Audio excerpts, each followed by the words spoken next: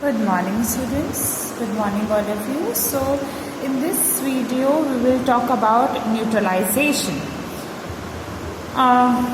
Before starting my new topic, I would like to say you that I am appreciating that now I got a good attendance of yours, but still some of the students are not joining their Zoom classes. So please students, be regular for your classes and for the submission of your worksheet and all, okay, and be punctual also, okay.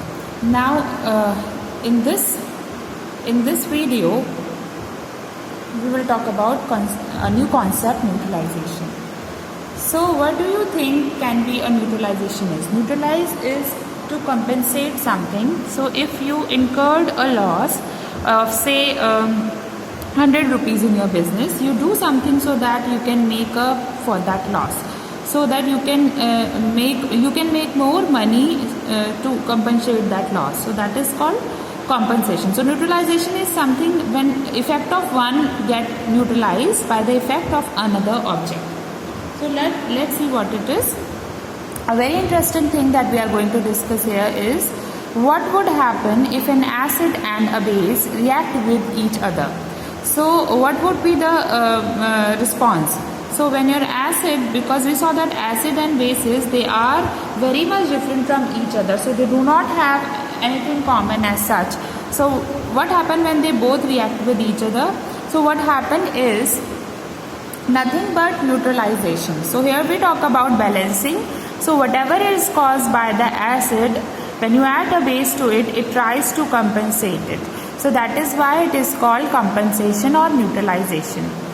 So this is what happened in the neutralization. It is something like, let's say this person 1 and this person 1 is pushing a box in this direction. So when this person is pushing a box in this direction, which direction the box will move? It will move in this direction. Now if you have another person who start pushing it in an opposite direction, then what would happen? Do you think that the box will start moving? No, because somebody is putting from this direction also.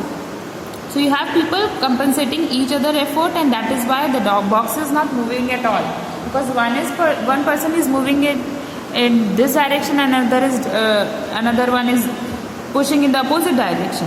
So this is called neutralization. So let us look at some of the examples.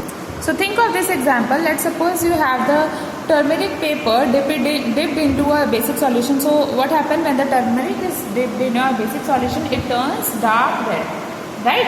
When you take a same paper and dip it into an acidic solution, what happens? It again becomes yellow. So initially the paper was yellow before it was dipped into a basic solution. Before that also it was yellow. Now once it was dipped into a basic solution, it became red. Now not completely, but that portion I am talking about. Again when it is dipped into an acidic solution, it again become yellow. So basically if you see, first you will put it into a basic solution, it become red. That was a change brought by the basic solution. When it goes into the acidic solution, what happens? The change is then neutralized. So therefore it comes back to yellow. So acid and base, they neutralize each other's effect. So if acid is making something yellow, base will make it red. So when if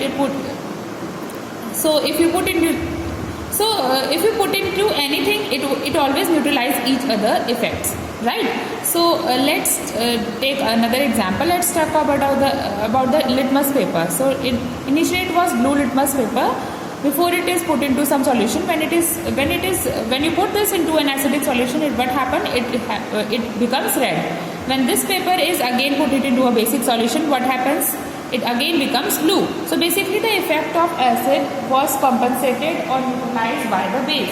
So these are some instances which clearly tell you that acid and bases are neutralize each other. So from this we can say that neutralization is nothing but a reaction between an acid and a base, and in this reaction they both neutralize each other effects, and therefore the product which is formed is neither an acid nor a base. So what is the product that is formed?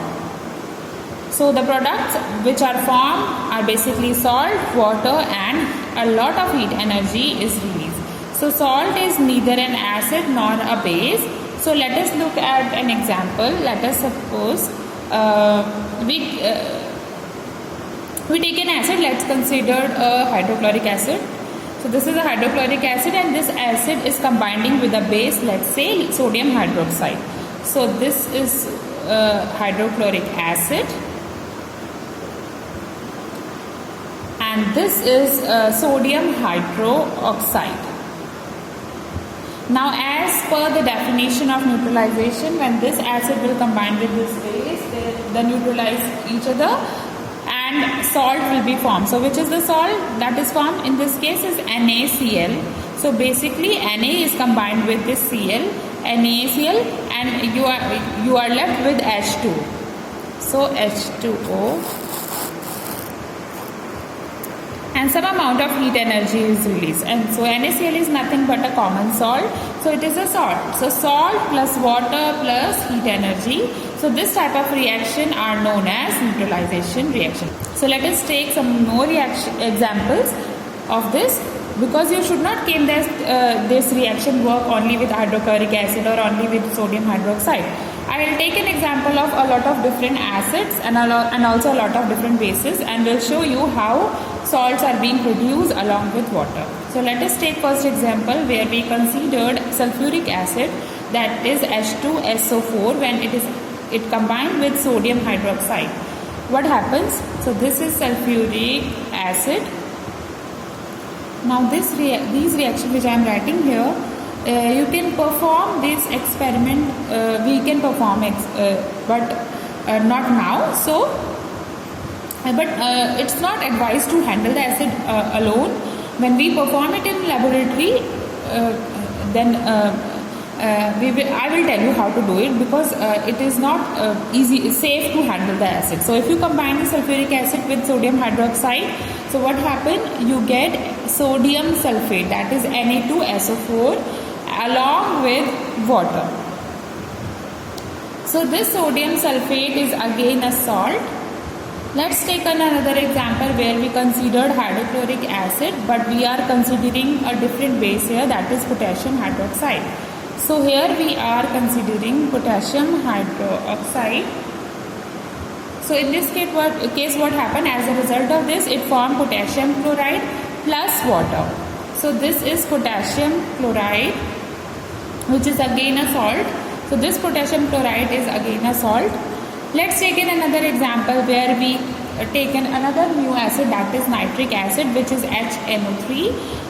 This is HNO3 nitric acid. When it combined with a base called potassium hydroxide, it forms potassium nitrate, that is KNO3, and you are left with H2O.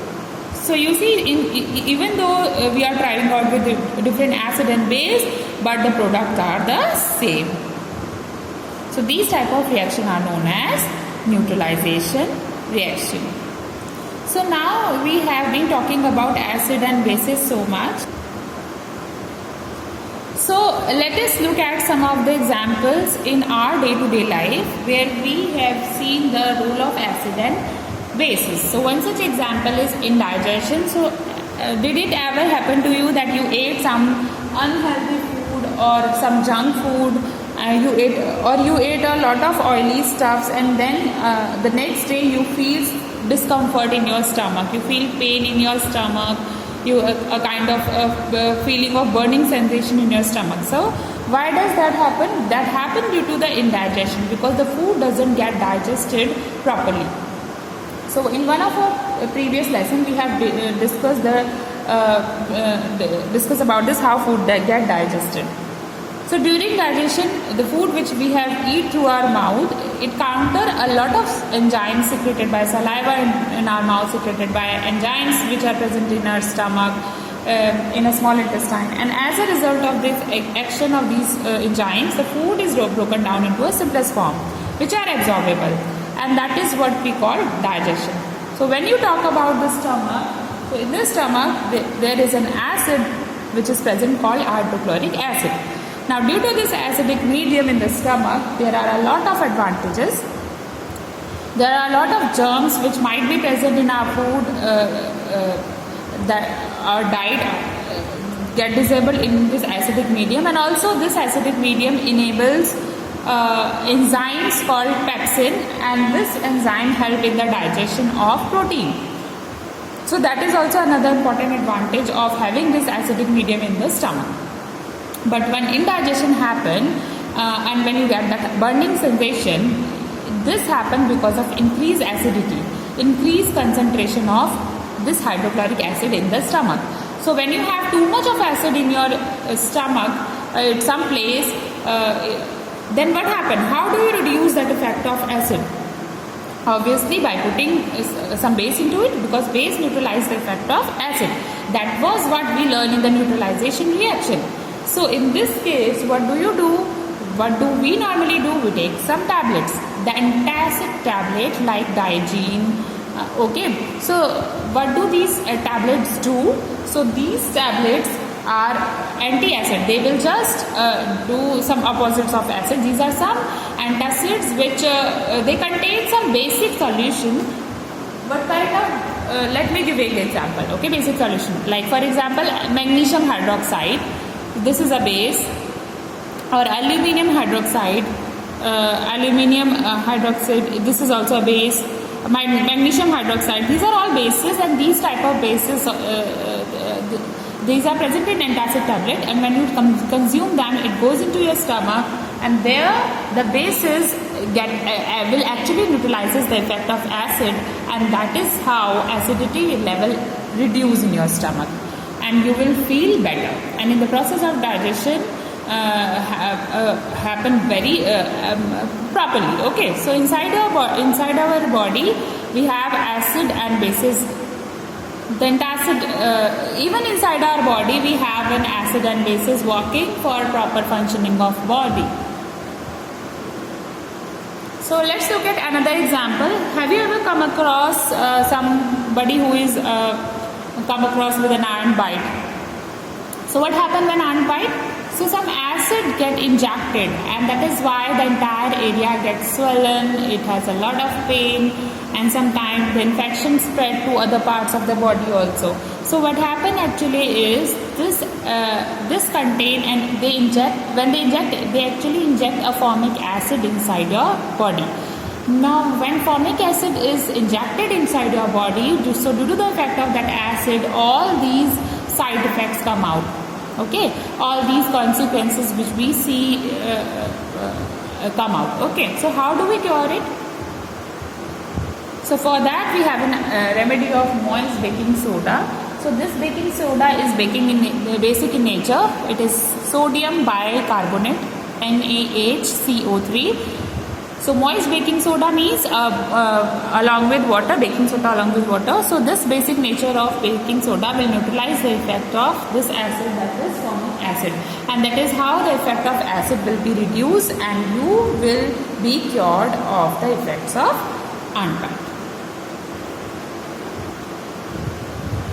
So let's talk about soil treatment. Whenever we talk about crop productivity, whenever we talk about agriculture, we often talk about manure, fertilizer, and these are nothing. This is something which help in better growth of the plants. So what are these manure and fertilizer, and what do we add? Why do we add them to the soil? Because these fertilizers contain chemical substances which again increase the fertility of the soil. Now why do we add them? What do they contain? So it has been observed that why do we add these additional things to the soil? So what we want to ensure is the soil should be neither too acidic nor too basic, because if the soil is too acidic or excess of basic, in both the cases it doesn't promote the growth and development of the plant. So what do we do when the soil become too acidic? When too much acid get accumulated in the soil. What is soil basically? It contains a lot of water, it contains a dissolved mineral, it contains so many different chemical substances. In fact, a fertilizer which we apply to the soil, they are also nothing but chemicals. So all these chemicals again, they are acidic in nature or basic in nature, or they might be neutral also. So when the soil turns too much acidic, in that case it is treated with bases, because extreme acidic or basic can adversely affect the crop production. So let's see what do we do in these cases. So when it becomes too acidic, we treat it with bases.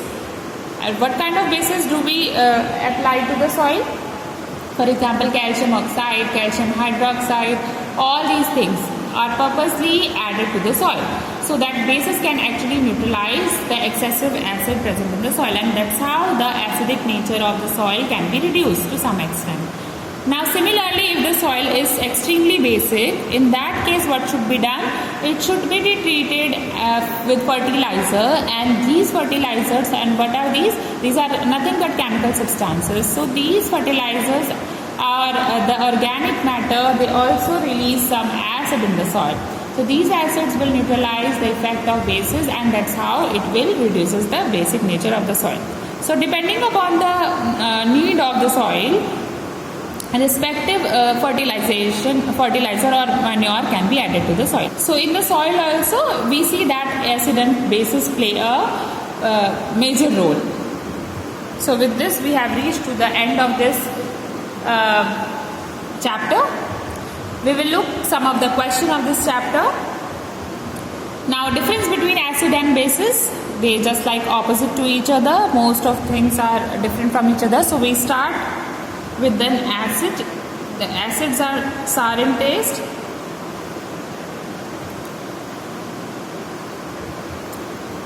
So acids are sour in taste, bases are bitter in taste. Acids are not soapy, and bases are soapy in touch. That is why the washing soda, soap, they are all basic in nature. Acids, they turn blue litmus red, bases, they turn red litmus blue. Just the opposite.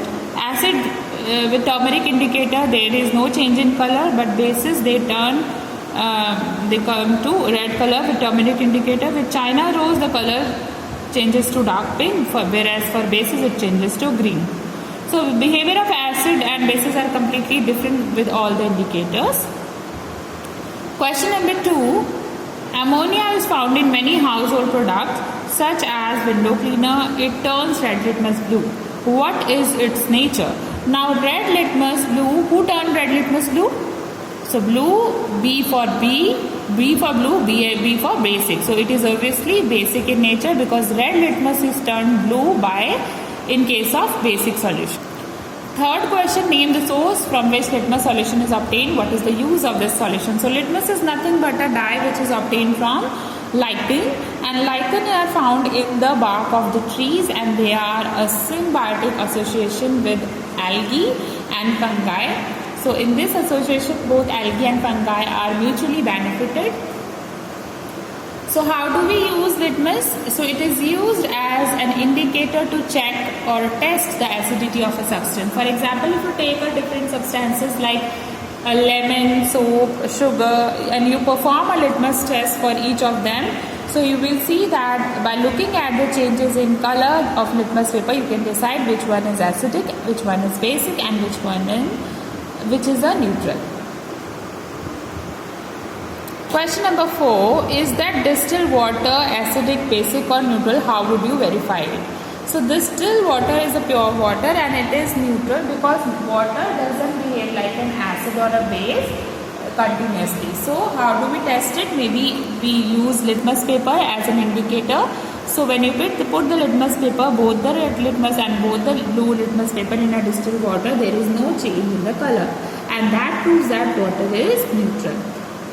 Now you could have checked it even using other indicators like turmeric test or China rose indicator. So in any of these you would have received the same result. Question number 5, state true and false for each of the statement. Nitric acid turned red litmus blue. So this is an acid turned blue litmus red. So this is false. Sodium hydroxide turns blue litmus red. So sodium hydroxide is a base, and base turn red litmus blue. So this is again false.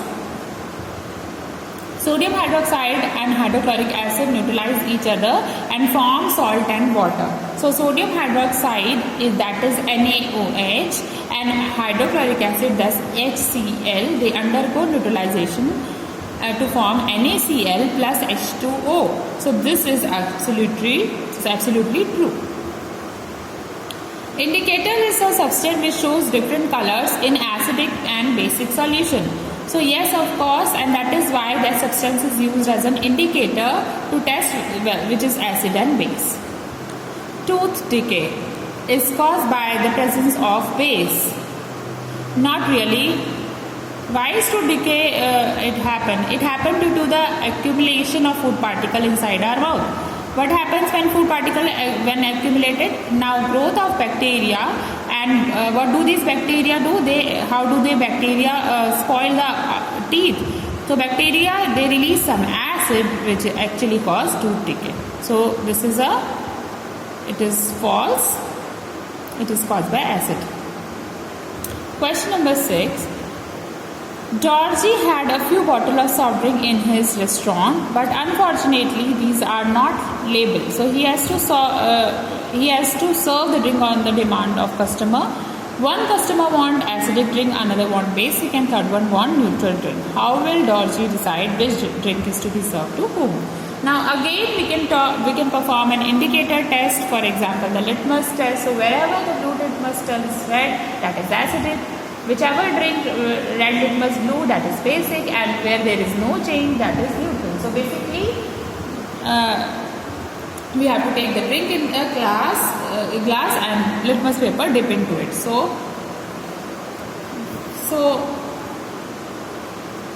since it is about soft drink which are consumable, which can be drunk and it will not be causing any harm to the body, so by taste also we can decide which one is acidic or which one is basic, because acidic drink have a kind of sour taste, the basic drink have a bitter taste little bit, and if it is a neutral, there will be neither be sour nor. Next question. 3 liquids are given to you. One is hydrochloric acid, another is sodium hydroxide, and third is sugar solution. How will you identify them? You have only turmeric indicator. Now for turmeric indicator, for basic solution, which one will be basic? So you will put the turmeric indicator, the turmeric paper in each of these solution. You will see that the turmeric paper turns dark red in case of the basic solution, that is sodium hydroxide. It remains yellow in the acidic solution, which is the hydrochloric acid, and in case of neutral solution there is no change in the color. So in sugar solution means it will still remain the same in the sugar solution, but if you put the same strip in hydrochloric acid solution, it will again become yellow. So that's how you can determine which one is hydrochloric acid and which one is sugar solution. Question number 8. Blue litmus is different solution, remain blue. What is the nature of the solution? Now blue litmus remain blue. Now blue litmus remain blue. In what case the color becomes blue? In case of basic solution. So basically you have 2 options. The solution can either be basic or can be neutral, because neutral solution can also become blue, paper became blue only. So how do we decide whether it is basic or neutral? For that purpose, what do? We use a red litmus paper. Now when you use the red litmus paper, in case of the basic solution it will become blue, but if it really neutral, then it will still remain red, and that's how we can decide which one is basic and which one is, whether it is a basic or it is neutral. Next question. Consider the following statement. Both acids and bases change color of all indicators. If an indicator gives a color change with an acid, it does not give a change with the base. If an indicator changes color with a base, it does not change color with an acid.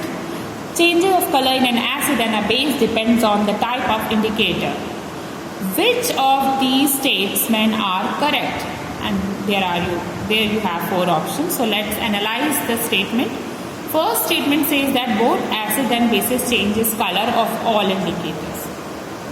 Do you think that let us think of a blue litmus paper. So when blue litmus paper is put into a base, there is no change in the color. Blue remains blue.